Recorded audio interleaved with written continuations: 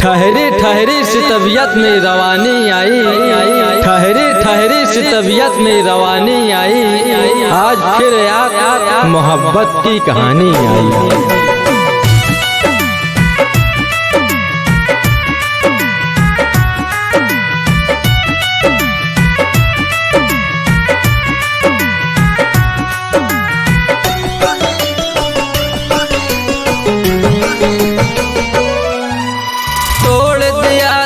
उसने बर्दाश्त नहीं होता, छोड़ दिया उसने विश्वास नहीं होता।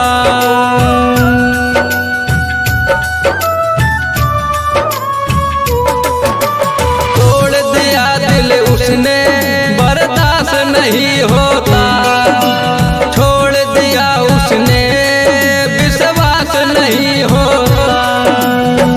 उसके लिए यारो क्या क्या मैंने खोया है, उसी के लिए यारो क्या क्या मैंने खोया है। उसकी याद में यारो दिल सारी रात रोया है, उसकी याद में यारो दिल सारी रात रोया है। वो खुश है गैरों की बाहों में, वो खुश है गैरों की बाहों में, मैं उनकी यादों में तड़प तड़प के रोता हूँ।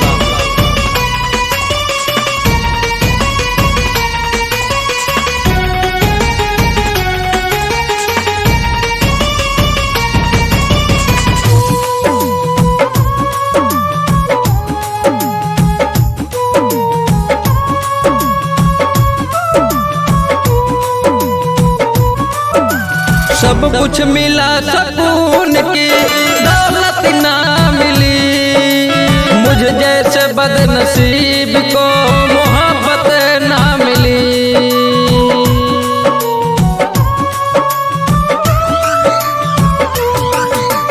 सब कुछ मिला सुकून की दौलत ना मिली, मुझ जैसे बदनसीब को मोहब्बत ना मिली।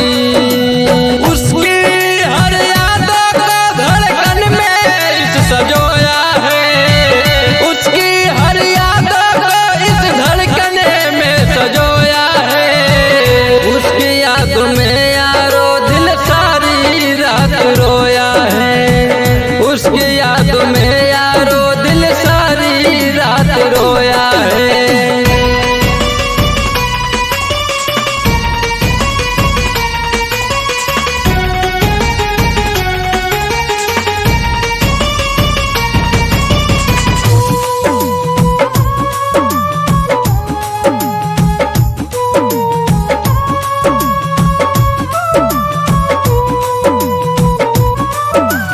कितना मुश्किल होता है तन्हाई में जीना, तड़प तड़प के उनके लिए रुसवाई में जीना।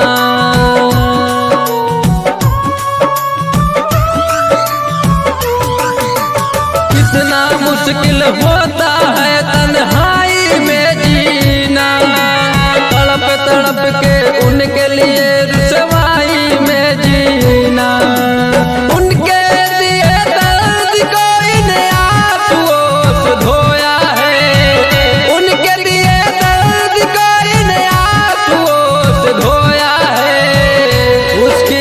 में यारो दिल सारी रात रोया है, उसकी याद में